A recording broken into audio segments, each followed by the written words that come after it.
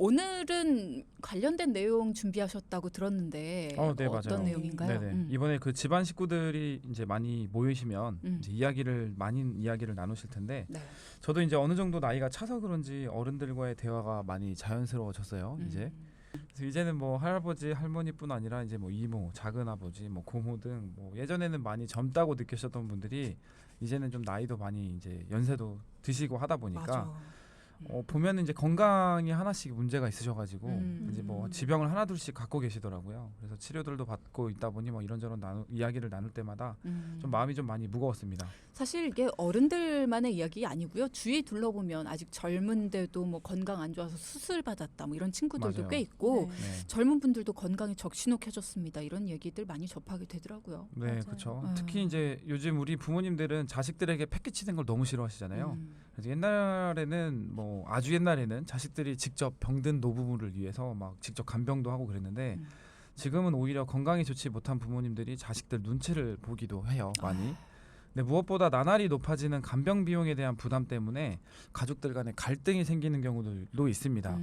그래서 요즘 통계를 보면 간병비를 가입하시는 평균 연령대가 많이 낮아져서 40대부터 준비하시는 분들도 계시고요. 네. 또 간병과 관련된 보험 상품도 뭐 매우 다양해졌습니다. 그래서 소비자들이 자신의 상황이나 이런 필요에 따라서 준비할 수 있도록 다양하게 개발되고 보완이 되었는데 뭐 예를 들자면 일반적으로 알고 계시는 건 병원에 입원했을 때 간병인을 고용해서 보장을 받는 게 있죠.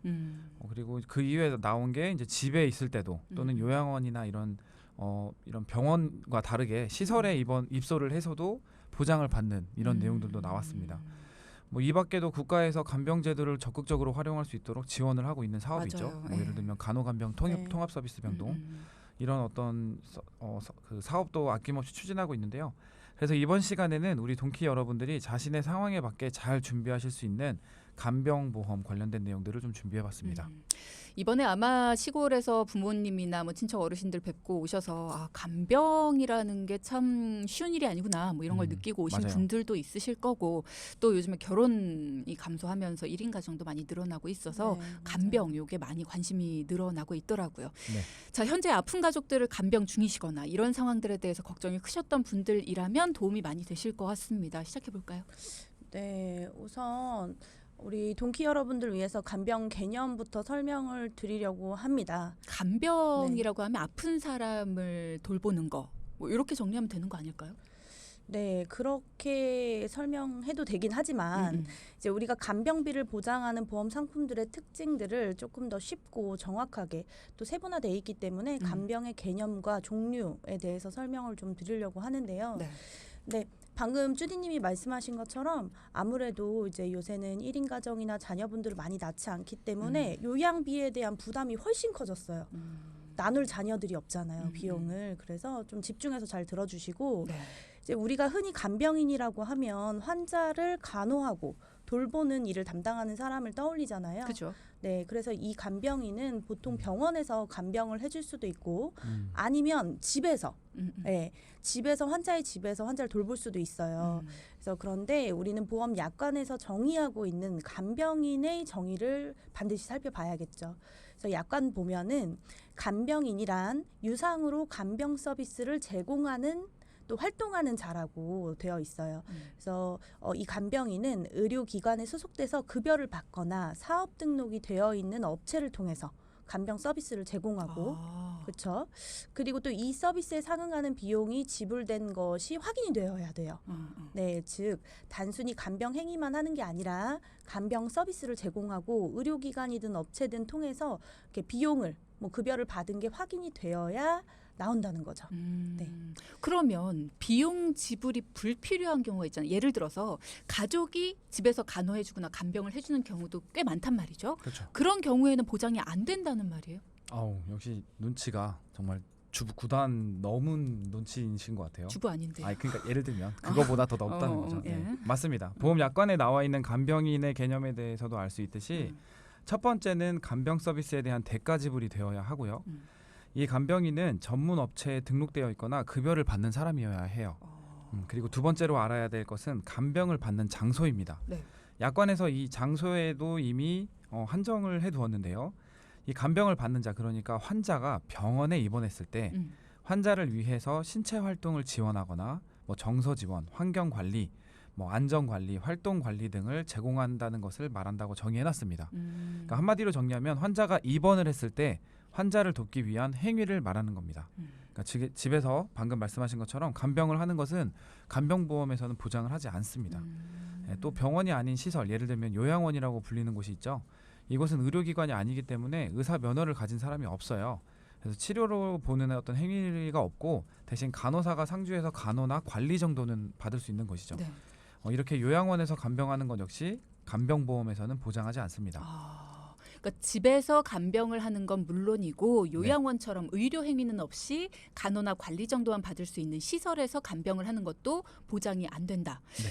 그러면 지금 그 얘기를 듣고 나니까 굳이 간병보험에 가입할 필요가 있을까? 내 가족이 아플 때 가족이 먼저 보살필 테고 네. 요즘에는 요양병원, 요양원 뭐 이런 데로 많이 이렇게 들어가시잖아요. 맞아요.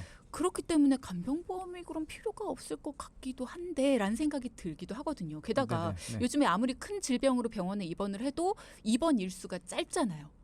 그러면 통원 치료받는 경우도 많은데 이게 필요할까요? 그렇죠. 그래서 간병이라고 하는 개념과 간병을 받게 될 장소를 명확하게 짚고 넘어가야 할 필요가 있기 때문에 언급을 드린 거고요. 많은 분들이 간병보험이라고 하면 수술 후 집에서 요양하거나 또 일반 요양원에서도 보장이 되겠지 이렇게 생각을 하세요. 네. 그리고 이렇게 잘 모르는 상태에서 보험을 가입하셨다가 막상 필요할 때 보장이 안 돼서 불만을 토로하시는 경우들도 정말 많거든요. 나이가 일단 들어서 아픈 것도 서러운데 믿었던 보험마저도 도움이 안 된다고 하면 그동안 내가 잘한 게 맞나라는 생각 때문에 답답하고 서운함이 배가 될 수 있죠. 그렇죠. 아플 땐 특히 서럽거든요. 그렇죠. 자, 우리 동키분들 잘 들으셨죠? 무엇보다도 간병에 대한 개념 그리고 간병 보장이 적용되는 장소를 잘 기억하셔야 됩니다. 그렇게 간병보험을 준비해야 내가 진짜 필요할 때 도움을 받으실 수 있다는 건데 다시 한번 정리를 해드리자면 보험 약관에서 간병이라는 개념은 간병 서비스에 대한 대가 지불이 있어야 된다라는 겁니다. 그리고 간병 장소는 환자가 입원한 병원에서 간병의 행위가 이루어졌을 때 보장이 된다. 꼭 기억을 해주셔야 되겠고요. 집에서 간병이 이루어진다거나 요양원과 같은 병원이 아닌 곳은 보장이 안 된다는 거 꼭 참고를 해주시고요. 결국 가족 중에 누군가 아파서 내가 옆에서 간병을 하는 개념 이게 아니라 조금 더 전문화된 개념이라고 봐야 된다는 것도 꼭 기억을 해주셔야겠습니다. 네, 맞습니다. 그래서 이제 이런 개념을 먼저 이해하셔야 간병보험을 준비할 때도 도움이 되실 거예요. 이제 자, 보험에서 보장하는 간병의 개념을 이해하셨죠, 이제. 네. 그러면 사실 병원이 아닌 집에서 간병을 필요하게 되는 경우가 더 많죠. 그러니까요. 그렇죠. 처음에는 다 그렇게 하죠. 그래서 아니면 또는 요즘 제가 아까 말씀드린 것처럼 요양병원에서 또는 요양원에서 간병인의 도움이 필요할 수도 있을 거고요. 네. 그럼 이런 경우에는 어떻게 해야 되냐, 보험으로 준비를 할 수 있냐. 지금부터는 이럴 경우에 보장을 받을 수 있는 팁을 알려드리도록 하겠습니다. 이거 준비 안 하셨으면 오늘 제가 굉장히 서운할 뻔했어요. 네. 서운하죠. 이게 필요하거든요. 네. 괜히 또 맞아요. 돈키호테 전문가님들이 아니죠. 자, 그러면 한번 들어볼까요? 네, 제가 알려드리겠습니다. 바로 간병 특약이 아니라 추가로 제가 시설 이용 특약이 팁입니다. 네. 간병 특약은 앞서 얘기했던 그게 간병 특약이고 그쵸? 지금 우리가 네. 말한 것처럼 이 집에서 혹은 요양원에서 필요한 거는 제가 시설 이용 특약. 네. 아니 그러면 이 특약이라는 거는 집에 있거나 시설에 들어갔을 때 간병인을 고용하거나 보내주는 특약인가요? 그럼 여기에 와서 말하는 시설이라는 거는 우리가 다 아는 그런 시설들이 다 들어가는 건지 어떤 게 다 들어가는 건지 궁금하고 네네네. 다 알려주세요 빨리. 그건 아니고 일단 제가 하나씩 차근차근 설명해 드릴게요. 이제 우리 동키님들은 전문가의 도움보다 우리 쭈디님이 동키분들을 생각하는 마음이 워낙 크기 때문에 그렇죠, 그렇죠. 그죠? 큰 도움 받으실 것 같은데 이제 설명을 드려볼게요. 네. 이 재가 시설 이용 특약이라고 하는 것은 피보험자가 질병이나 사고로 요양 등급을 받게 돼요. 예를 들면 1급에서 5급 급수별로 나뉘어집니다. 많이 몸이 안 좋을수록 이렇게 급수가 높아지겠죠. 그래서 해당하는 상태가 되었을 때 집이나 시설에 입소해서 요양에 필요한 도구나 생활 서비스. 그러니까 예를 들면 거동이 어려우시면 목욕을 혼자 하실 수도 없을 수 있잖아요. 그러면 목욕 또는 활동 보조 이렇게 혼자 돌아다니실 수가 없으면 이렇게 보조를 받는 이런 서비스를 받게 되면 가입한 보험금을 받게 되는 특약이죠. 예를 들어서 환자가 가입한 보장이 70만 원이에요. 네. 근데 경증 치매로 장기 요양 등급 5등급을 받게 됐어요. 5급을. 그러면 휠체어나 지팡이 등을 기관에서 대여를 해줄 거잖아요. 또는 목욕 서비스를 또 받잖아요. 요런 것들을 받았다고 가정을 해보면 이분은 10년간 또는 보험이 만기되는 날까지 요거는 가입하는 것에 따라 다릅니다. 그래서 그 만기가 되는 날까지 매월 70만 원씩을 받게 되는 거죠. 네, 요양 등급이 5급을 해당되었으니까. 그래서 이 비용으로 다른 필요한 도구를 대여할 수도 있고요. 간병인을 별도로 고용을 할 수도 있겠죠. 네, 그래서 자, 그러니까 정리를 해보면 네. 명칭 그대로 장기 요양 등급을 받게 된 환자가 집에서 혹은 요양원 같은 시설에 들어가서 네. 생활에 네. 필요한 도구나 정해진 서비스를 받게 됐다. 네. 그러면 가입한 금액을 받게 되는 거고 그 돈을 필요에 따라서 활용할 수 있게 된다. 네. 맞아요. 이렇게 정리를 하면 되는 맞아요. 거죠. 네. 물론 뭐 자유롭게 간병인을 고용할 수도 있는 거고 뭐 네. 일단 장기 요양 등급을 받게 되면 가입한 보장 범위 내에서 다양하게 보장을 받는 게 제가 시설 이용 특약이다. 이렇게 알아두시면 되겠습니다. 네, 맞습니다. 그런데 아이러니하게도 네. 이 제가 시설 이용 특약은 병원에 입원 시에는 보장이 안 돼요. 아, 둘을 구분해놨구나. 그렇죠. 네, 맞아요. 그러니까 즉 병원에 입원할 때는 간병인 특약으로 보장을 받으시면 되고요. 이때는 별도의 요양 등급은 필요 없습니다. 그런데 집이나 집에서 요양하거나 또는 요양원 같은 시설에 입소를 했을 때는 요양 등급을 당연히 받으셔야 되고요. 네. 그 다음에 이런 제가 시설 이용 특약을 통해서 보장을 받을 수가 있게 되는 거죠. 그러니까 만약에 내가 어떤 경우에 해당될지 앞날을 알기 어렵다. 그래서 나는 모든 경우는 다 대비해야겠다. 이렇게 생각하시는 분이시라면 두 가지 모두를 가입하시는 게 제일 좋겠죠. 돈이 많으면 다 가입을 하죠. 생각보다 비싸진 않습니다. 그렇군요. 네. 자, 일단 저희가 간병보험에 대한 이야기를 나누고 있습니다. 간병인이 필요할 때 어떻게 해야 보장을 받을 수가 있는지, 그리고 또 병원에 입원을 하는 게 아니라 집에서 요양을 하거나 아니면 요양원과 같은 치료가 아니라 관리나 뭐 간호 뭐 이런 것만 받는 시설에 입소를 했을 때는 어떻게 해야 보장을 받을 수 있는지 뭐 이런 거에 대해서 알아봤는데요. 앞서 3부에서는요. 간병보험을 제대로 이해하기 위해서 간병에 대한 개념부터 짚어봤습니다. 보험 약관에서 간병이라는 건 입원을 한 환자의 치료 생활을 돕기 위한 전문적인 서비스다. 그래서 간병인은 급여 또는 사업자 등록이 된 업체에 소속이 되어서 서비스에 대한 지불이 돼야 된다라고 말씀을 하셨고요. 두 번째, 장소에 대한 부분은 입원이 전제되어야 되기 때문에 병원의 개념이 적용되는 장소여야만 간병인 고용이 보장된다라고 하셨어요. 그래서 병원이 아닌 집이나 요양원과 같은 시설에 입소한 경우에는 보장을 받기가 어렵다. 그래서 그런 곳에서 보장을 받기 위해서는 제가 시설 이용 특약이라는 걸 가입해야만 보장을 받을 수 있다라고 꿀팁을 공유해 주셨거든요. 자, 그러면 우리 동키분들이 알아야 될 거 간병인 보험 그리고 제가 시설 이용 특약 요거만 알고 계시면 됩니까, 두 분? 어때요? 일단 큰 틀에서는 이 정도면 충분히 알고 계셔도 충분하다고 생각이 됩니다. 그럼 오늘 마무리? 아니죠. 아니요. 안 그런데 돼. 그렇게만 마무리하면 저희 전문가가 필요 없겠죠. 그러니까. 네, 전문가로서 우리 동키 여러분들이 좀 더 알아두시면 좋겠다 싶은 내용이 있습니다. 지금부터 자세하게 설명을 드리려고 하니까요. 네. 조금만 더 집중해 주시고요. 앞서 간병인 보험 관련돼서 두 번째로 중요한 개념이 장소에 관련된 부분이었죠. 그래서 앞서 병원으로 분류가 되는 곳에서만 간병인 고용이 인정이 된다고 말씀을 드렸는데요. 네. 흔히 병원이라고 하면 일반적으로 의원급이 있고 종합병원급, 그다음에 상급 종합병원급 이렇게 세 가지로 나뉩니다.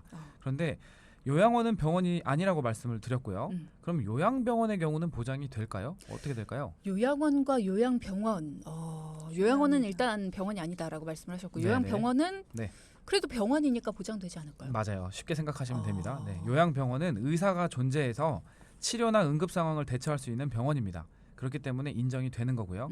하지만 일반적으로 보장을 하는 내용보다는 보장의 크기가 매우 작은데요. 네. 예를 들어 간병인을 고용하는 경우에 일반 병원에서 고용을 해서 보장을 받게 되면 평균적으로는 15만 원에서 한 17만 원 정도를 받게 됩니다. 그런데 요양병원의 경우는 보통 2만 원 정도를 보장을 받게 되는데요. 이유는 요양병원은 일반 병원과 달리 요양을 목적으로 요양보호사가 위탁 개념으로 이미 고용이 되어 있기 때문에 위탁의 조건에 따라 비용이 다르죠. 그렇기 때문에 개인적으로 고용하는 비용보다는 적게 발생하는 것이 일반적이어서 비용이 좀 적게 보장이 됩니다. 요양병원에서도 보장이 되는군요. 이 부분 잘 알아두셔야겠습니다.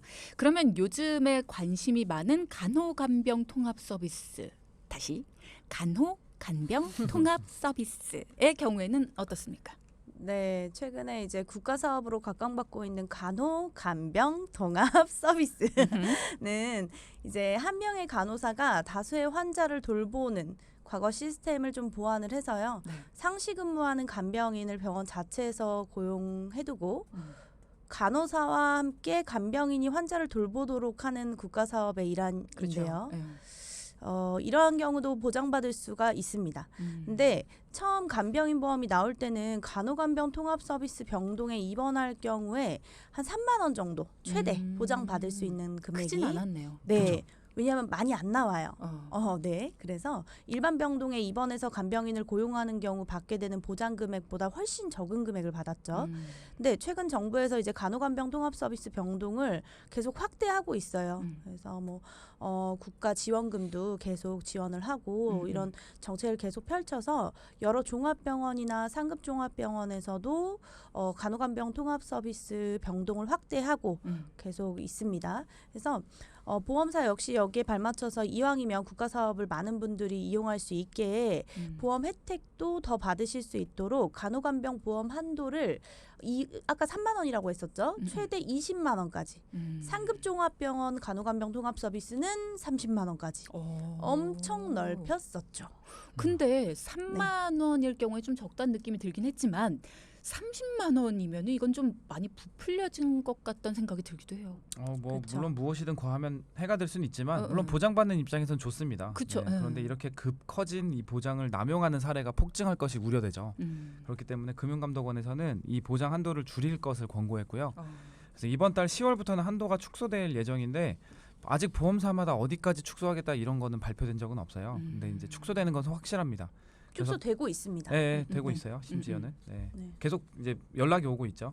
그래서 간병보험을 준비할 때는 이 간호간병 통합 서비스 병동을 이용할 경우에 얼마를 보장받을 수 있는지를 꼭 확인해 보시고 가입하시는 게 좀 더 좋을 것 같고요. 한도는 계속 줄어들고 있지만 이왕이면 아직 가입할 수 있는 이 보장에 대한 한도가 높은 곳을 찾아서 가입하시는 게 좋겠죠. 그렇군요. 처음에는 3만 원 정도, 그러니까 간호간병 통합 서비스 병동에 입원할 경우 3만 원 정도가 보장이 됐는데 지금은 30만 원. 그러니까 간호간병 보험 한도 최대 20만 원에서 상급은 30만 원까지도 받을 수 있게 된. 그래서 그거를 줄여라라고 해서 지금 많이 줄여지고 있는 추세지만 아직까지 줄여지지 않은 곳들도 많기 때문에 기왕이면 많이 보장받을 수 있는 보험사를 찾아서 다 줄여지기 전에 좀 보장을 받아놓는 것이 좋을 것 같다라는 말씀을 두 분이 해주셨습니다. 근데 간호간병 통합 서비스라는 게 실손보험에서도 보장이 되는 걸로 알고 있거든요. 그러면 간호간병 통합 서비스를 꼭 들어야 되나? 이런 생각을 또 하시는 분들도 있지 않을까요? 그렇죠. 네. 뭐 실손 적용되는데 그래도 실제 발생하는 비용이 크진 않죠. 2만 원 내니까. 그래서 부담 가지실 필요는 없어요. 근데 아무래도 이제 앞으로의 상황은 우리가 예측할 수는 없잖아요. 그렇기 때문에 한도가 이미 작게 가입하시고 나중에 늘리는 건 안 되니까 또 추가로 가입하고 그럼 부담되니까 미리 해주시는 것도 좋고 근데 또 저렴한 보험료로 많은 보장을 받고자 하는 분들은 가입하시면 좋기는 하죠. 근데 비용에 대한 부담은 고려하셔야겠죠. 비싸니까. 그래서 간호간병 통합 서비스 병동의 특징을 좀 다시 한번 말씀드리면 1대1 케어는 아니고 1대5, 1대6 이렇게 한 분이 다수를 케어한다는 걸 좀 알고 계셔야 되고 입실 조건은 없지만 내가 입원하는 병원 자체가 간호간병 통합 서비스밖에 안 되는 병원들도 있어요. 네, 간병인을 아예 고용을 못하는 그런 병원은 어쩔 수 없이 간호간병 서비스를 이용해야 되는데 따로 비용이 안 나오면 좀 억울하긴 하죠. 그러니까 반드시 같이 가입하시는 게, 그러니까 트렌드에 발맞춰서 보험은 준비하시는 게 좋아요. 네, 그렇다는 그렇습니다. 거 알아두시면 좋겠습니다. 한 가지 좀 더 말씀드릴 게 있는데 여기에서 제가 말씀을 저희가 못 드린 것 같아서 그리고 간병인을 보내주는 담보도 있습니다. 간병인을 보내줘요. 신청을 하면. 그런데 제일 처음 나왔던 담보가 특약이 원래 간병인 담보고 걔는 갱신밖에 없어요. 3년갱신 특약밖에 없어서 혹시라도 간병인 자체를 불러주는 그런 담보를 가입하고 싶다 하시는 분들은 아직까지 가입할 수 있으니까 같이 알아보시면 좋습니다. 내가 따로 간병인을 알아보기가 좀 힘들다. 그렇죠. 간병인을 그냥 보내줬으면 좋겠다 그렇죠. 하시는 경우에는 있습니다. 따로. 네. 네. 자, 이번 시간에는 많은 어르신들과 부모님을 부양하는 젊은 가장들의 요즘 관심사라고 할 수 있죠. 젊은 환자들이 급증을 하면서 나도 가입을 해야 될까라고 고민을 하셨던 분들, 간병보험에 대한 이야기를 좀 살펴봤고요. 전문가분들이 알기 쉽게 솔루션도 제시를 해주셨습니다. 자, 청취자분들의 궁금증을 해결해 보도록 하겠습니다. 오늘은 이제 간병인 보험에 대해서 그 궁금증을 한번 해결해 보려고 하는데요. 0897님께서 이런 질문을 주셨네요. 집에서 가족이 간병을 해도 보장이 가능한 보험이 있다라는 이야기를 방송에서 들은 것 같은데 오늘 말씀 주신 내용과는 다른 건가요? 어떻게 구분을 해야 될까요? 라는 질문 주셨네요. 일단 집에서라는 개념이라고 하면 방금 저희가 앞서서 쭉 말씀드렸던 장소의 개념이 있잖아요. 그러니까 제가 시설 이용 특약을 통해서 이제 내가 돈을 받은 걸로 이제 그걸로 간병인을 고용하거나 아니면 집에서 가족들에게 이제 의탁할 수 있겠죠. 그런데 병원에 입원한 중에 간병인이 아니라 가족에게 이제 문의를 해서 부탁을 해서 가족이 간병을 해주었을 때도 보장이 가능합니다. 꼭 간병인이 아니더라도 그런 네. 어플을 이용할 수 있는데 네. 일단 요양보호사는 자격증이 필요해요. 그렇죠. 요양보호사로서의 자격을 입증할 수 있는 자격증이 있어야 합니다. 그런데 간병인은 사실 자격증이라는 개념이 이렇게 있지는 않아요. 왜냐하면 전문적인 어떤 것을 요하는 게 아니라 옆에서 네. 보조해 주는 것을 요하기 때문에 그래서 그게 좀 문제가 되기도 했었죠. 그렇죠. 그렇지만 어쨌든 말씀하신 것처럼 집에서 요양을 해야 된다면 당연히 제가 시설 이용 특약을 통해서 보장을 받으시면 되고 또는 병원에 입원을 했지만 가족에게 도움을 받기 위해서는 해당되는 어플을 통해서 가족을 등록한 다음에 간병인으로 그렇죠. 등록한 다음에 아까 말씀드렸죠. 업체에 등록이 되어 있어야 된다고. 그래서 그 등록을 시킨 다음에 그 가족을 통해서 간병을 받으면 보장이 가능합니다. 등록하는 절차가 복잡하거나 하진 않아요? 간단해요. 네, 매우 간단합니다. 그래서 그런 그렇군요. 내용들도 있기 때문에 그렇게 활용하시는 것도 좋을 것 같습니다.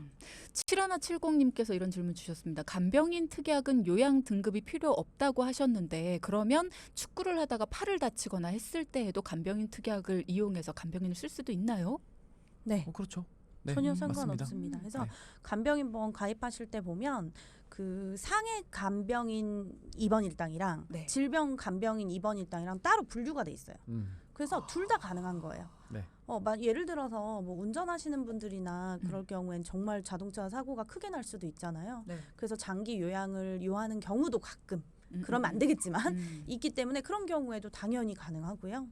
근데 따로 분류가 돼 있다는 게 사실 소비자 입장에선 조금 별로인 게 분류가 돼 있다는 건 돈을 따로 내야 된다는 얘기 아니에요? 아니, 그러니까 질병 간병인이랑 네, 특약별로 보험료가 다 지정이 되고 네. 그 합계 보험료를 내시는 거죠. 납부하시는 거죠. 나눠져만 있지 내가 따로 가입할 필요는 네, 없고. 아닙니다.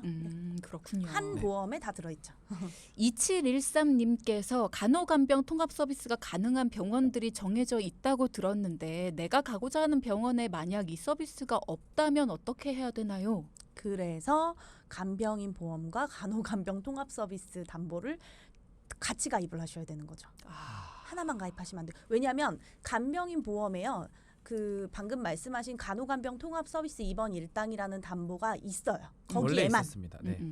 그래서 내가 이거를 넣을지 말지를 결정하시는 거예요. 네, 이거를 기본으로 넣을 때는 아까 말씀드린 2만 원, 3만 원. 내가 좀 추가하고 싶으면 비용을 내더라도 10만 원, 20만 원 이렇게 추가로 가입하실 수 있는 거죠. 간호간병 통합 서비스랑 간병인이랑 네, 같이 네, 가입을 맞아요. 하시는 게 한 필요하다. 세트라고 보시면 돼요. 다른 데는 없어요. 그 담보가. 다른 보험에는. 간병인 보험에 있는 특약입니다. 그렇군요. 5230님께서 새로 간병인 보험이라는 걸 가입을 해야 되는 건가요? 아니면 특약으로 암보험에도 넣을 수가 있나요? 암보험을 하나 가입해야 되는데 비슷한 특약이 있을까요? 라는 질문 주셨어요. 네, 특약으로 넣을 수 있어요. 구체적으로 이름이 특약으로 어떻게 있나요? 그러니까 암 담보라고 하는 암 진단비 특약이라는 게 있는 것처럼 네. 암 진단비를 넣을 때 다른 특약들 쭉 검색해 보면 거기에 방금 말씀하신 것처럼 뭐 질병 간병인 특약 뭐 이런 거 있죠. 그걸 넣으시면 돼요. 조금 애매하기는 한데 암보험 전용으로 나온 상품에는 간호간병통합서비스나 간병인 특약 자체가 구성이 안 돼요. 그러니까 암만 가입되는 보험은. 네. 근데 그런데 종합보험은 그렇죠. 가능하죠. 종합보험에 암담보만 넣은 경우에는 간호간병통합서비스라든지 간병인을 넣을 수 있는 거죠. 그럼 이분 같은 경우에는 암보험을 새로 가입해야 되는데 종합보험으로 암보험을 가입하신 후에 이제 이런 그렇죠. 부분을 넣으셔야겠네요. 가능합니다. 그렇죠, 네. 그렇죠. 네. 그럼 금액이 더 올라가지 않아요? 암보험보다? 그렇죠. 올라가게 하겠죠. 왜냐하면 암만 가입하는 게 아니라 암에다가 뭐 특약을 더 넣는 거니까 더 그 비싸지게 비용만 하겠죠. 더 납입하시는 네네. 거니까 당연히. 네. 그러니까 별도로 가입하냐 하나로 가입하냐는 뭐 거의 가격 차이가 얼마 없습니다. 그런데 네. 아까도 제가 쉬는 시간에 잠깐 말씀드렸는데 또 이게 저렴한 회사가 있어요. 그렇기 때문에 암은 비싼데 간병인만 저렴할 수도 있거든요. 그렇죠. 그래서 저는 기왕이면 따로 가입하시길 추천드려요. 그렇죠. 네, 그게 소비자한테는 이로운 일이다. 네. 그렇군요. 자, 궁금증 해결해 봤습니다. 오늘의 포인트 짚어보겠습니다. 첫째, 간병인 보험 개념부터 정확하게 알고 준비하자. 둘째, 병원에 입원할 땐 간병인 보험, 집이나 시설에서 보장받을 땐 재가 시설 이용 특약 꼭 기억해서 준비하자. 네, 내일 예고 부탁드립니다. 네, 내일은 갈팡질팡하는 선택의 순간을 딱 잡아드리는 시간입니다. 기대해 주세요. 네, 두 분 오늘도 고생하셨습니다. 네, 감사합니다. 감사합니다. 방송 중에 상담해드리는 내용은요, 청취자 여러분의 올바른 투자 판단을 위해 참고로 드리는 말씀입니다. 금융상품 가입이나 해지 같은 판단은요, 스스로의 책임으로 결정하셔야 한다는 점 꼭 기억하시기 바랍니다.